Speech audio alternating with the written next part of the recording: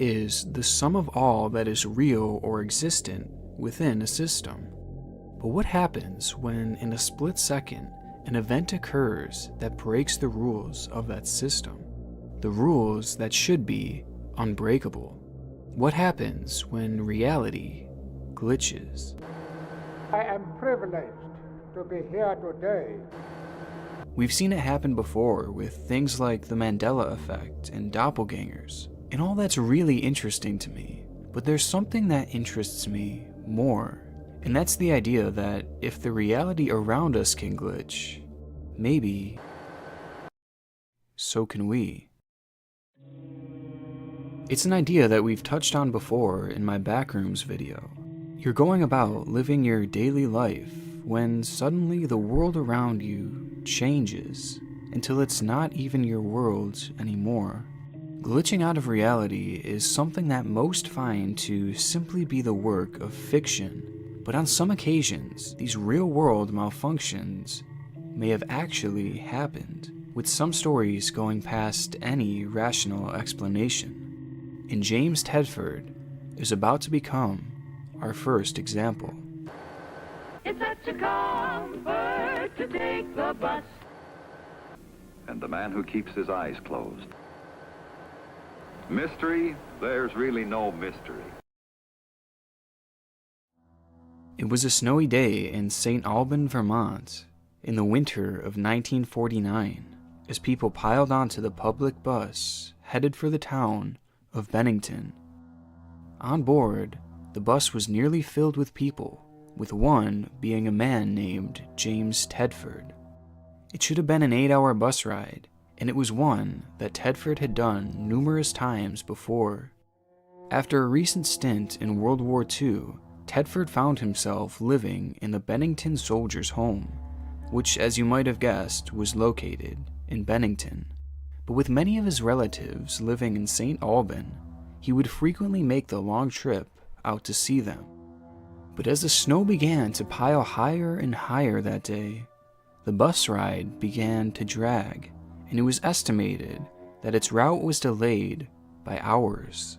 As the long day of traveling went on, Tedford found himself dozing off, and by the last stretch of his trip, he had fallen asleep completely. As the bus stopped at the final station before Bennington, Tedford remained in his seat, fast asleep, as the door shut and they headed towards their final stop. The bus would arrive in Bennington shortly after, but Tedford never would. As the bus neared the last stop, some noticed that Tedford was no longer sleeping in his seat. In fact, he was nowhere to be seen. Tedford's luggage was left in the luggage rack, and his bus timetable was still lying open in the seat where he had just been sleeping, yet there was no sign of him. But the issue was that the bus hadn't stopped since the previous station, the station that Tedford was seen on board sleeping soundly through. This is something that all 14 passengers and the bus rider told to authorities. Tedford was still on board that bus when it was heading for its last stop, but when they arrived at that next stop, he was nowhere to be found. So while the bus was moving along its last route of the day, James Tedford had vanished into thin air. But how could it be possible? If the bus hadn't stopped, then there would have been no way for him to possibly leave. James Tedford would never end up coming back to retrieve his belongings, and in fact, no one would ever hear from him after this. And despite an investigation and an extensive search by authorities, the last time that he would ever be seen was sleeping on that bus. It's a disappearance that seems to be completely impossible. How does one disappear from a moving public bus? How can you vanish before someone's eyes? It has caused people to wonder if, perhaps, at some point throughout that last leg of the trip, our world experienced an error. An error that removed Tedford from our reality. It's an improbable occurrence. How can our reality experience a glitch like this? And how can it even glitch in general? Well, there isn't really a concrete answer to this currently, and there likely never will be. But a theory has been proposed that could explain everything. It's a theory called the simulation theory, which explores the idea that we are currently living within a simulation, one that faces malfunctions just like any other simulation would. And yes, I understand how crazy it sounds, but with some background information, it actually might make sense. Okay, Atari, let's see your best pitch. Don't just watch television tonight. Play it. 40 years ago, look back and see what our video games used to look like, and now compare them to what we have today. The growth in our computing technology has happened at such an incredibly high rate, and from this point on, technology will only grow more and more. We went from hitting a ball back and forth to simulating our own little worlds within less than 50 years. And on the timeline of our existence, that's such a minuscule bit of time. So assuming that humans will remain living for thousands and thousands of more years, then let's imagine how advanced the technology will become. I mean, at some point, our technology will get so advanced that our computers and games might be able to replicate free will. Which means the non-player characters within a game will be so advanced that they can make their own decisions, have emotions, and be able to touch and feel things. This would be the equivalent of them having their own mind and gives them the ability to think for themselves. Once that happens, then the game or simulation is their reality. That's all they would know. So they would have no way of knowing that they are actually just a simulated being, unknowingly living in a world that, on a physical level, doesn't even exist. And with the way our technology has been advancing and is projected to continue to advance, it seems that there's a good chance that this could be possible in the future. But this is where the theory gets a lot deeper. Once we have the ability to create a simulation where the characters truly think they're real, then those sims will start to advance. In that simulation, the idea of a simulated world wouldn't be invented yet, so eventually they would invent it for themselves. And when they do, they would run it and create another simulated world. And then that world would do the same thing, and it would keep going and going and going. Someone programs a universe, and in there they gain maturity and technology, and then they program a universe, and then they program a universe. So you can have nested, simulated universes all the way down, but there's only one real universe. And each time that simulation is run, it'll lead to millions of more simulated worlds, all filled with sims who have no idea that their world doesn't physically exist. So basically what I'm saying is that once one of these simulated worlds is created, then it opens the door for billions and billions and trillions of other simulated worlds to come after it. So let's look at that from our perspective. Where does that leave us? Does that make us the one true reality that hasn't created simulations yet? Or are we one of the trillions of simulations that were created after its invention? I mean, it's crazy, but really think about it. If you believe that this level of simulation is going to be possible in the future, that means that the chances of us living in the one true reality right now would be 1 in billions. This is a point that people like Elon Musk and Neil deGrasse Tyson have even showed support for in the past. So given that we're clearly on a trajectory to have games that are indistinguishable from reality, and those games could be played on any set-top box or on a PC or whatever, and there would probably be, billions of such, computers or set-top boxes, it would seem to follow that the odds that we're in base reality is 1 in billions. I mean, not that that proves anything, but they're a lot smarter than I am, and that lends some credibility to this theory. And though this sounds like a wild conspiracy, this actually is a fairly well-researched scientific theory that many scientists are unironically exploring at the moment. Now, truthfully, there is so much more to this topic that it would just take hours and hours to fully explain it, so I'll just leave it at that. But hopefully that at least made some sense, because it seems to be the basis for understanding how these real-world malfunctions could be possible. Because every game and every simulation has glitches along the way, and some are worse than others. Some are worse than just the removal of one person.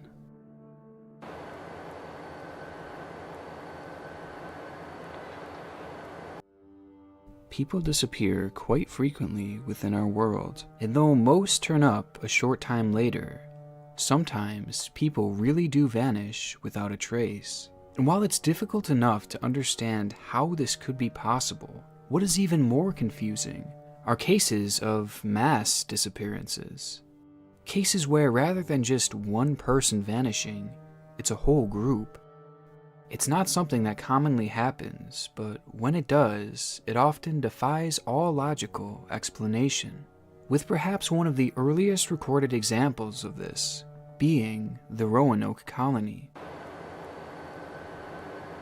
It happened all the way back in 1585, when European settlers established a colony on the island of Roanoke, but almost instantly the settlement began running into issues. For starters, they failed to ever gain peaceful relations with the Native Americans in the area. Plus, the resources there were not plentiful enough to fully support the colony. Because of this, a supply ship was sent back to Europe to restock and bring goods back to the already struggling colony.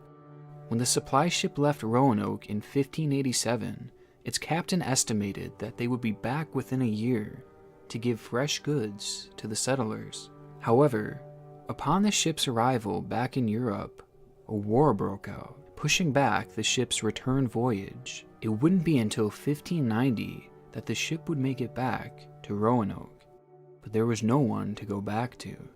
They arrived to find the settlement looking perfectly preserved, but totally abandoned.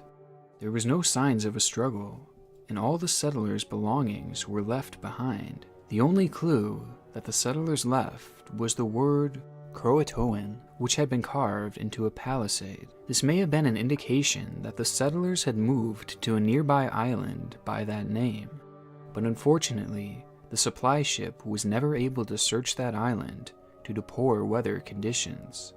There was estimated to have been around 120 settlers living at the outpost at the time, and they all had seemingly vanished into thin air, and none were ever seen again. And despite the immense popularity that this case now has, and the modern technology that has been used to try and figure it out, the mystery has never been solved. Researchers have searched for the remains of the settlers to try and determine if they were attacked by Native Americans, but remains of the settlers were never found in Roanoke, making it almost impossible that they had been killed there by Native Americans. Plus, there was no sign of a struggle, which would have been highly unlikely if the group were actually attacked. Researchers have also searched the area of Croatoan, but again, no remains or even any artifacts were found that could have proved that the Roanoke colony had actually moved there. There are currently companies set up entirely to help in solving this case, yet nothing has come of it. And based off of what I've read, it doesn't appear that they have discovered a single piece of conclusive physical evidence. It's really like this group just dropped off the face of the earth. To this day, there remains dozens of theories to try and explain this event, but no one has pieced it together. With this in mind, many have come to the conclusion that this was another example of a major reality glitch. Maybe some kind of error within our simulation caused the colony to be wiped from existence. And though one might think that something like this could never happen in this day and age, that's actually far from the case. Malaysian 370, contact Ho Chi Minh 120.9, good night. We're seamlessly connected than ever to every corner of the world. It's estimated that over 44,000 flights take off and land each day throughout the world, delivering in total roughly 2.7 million passengers. And typically, these flights go off without a hitch, as the vast majority of them make it back safely. And when the passengers boarded Malaysian Flight 370 on March 8th of 2014, they would have had no clue that they were about to become the exception. Breaking news tonight, a Malaysia Airlines flight with 239 people on board, including 4 Americans, has gone missing. Flight 370 took off from Kuala Lumpur at 12:41 a.m. and was headed for Beijing. 227 passengers were on board, as well as 12 crew members. As the flight entered Vietnamese airspace, the plane's pilot radioed in to air traffic control with these chilling words.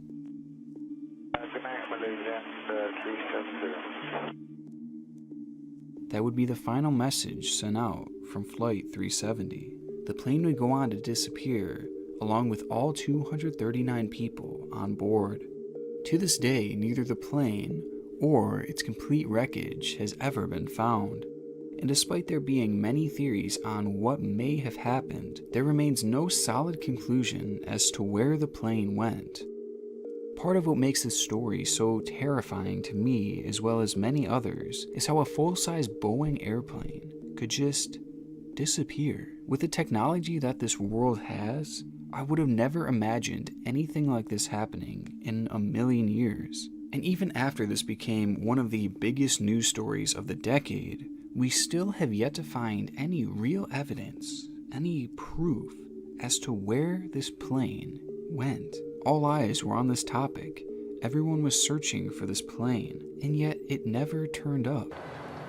34 helicopters, 40 ships, even submarines, desperately looking for clues. With all the resources that were used to search for it, something would have surely been discovered. And yet here we are years later with nothing but scraps of evidence.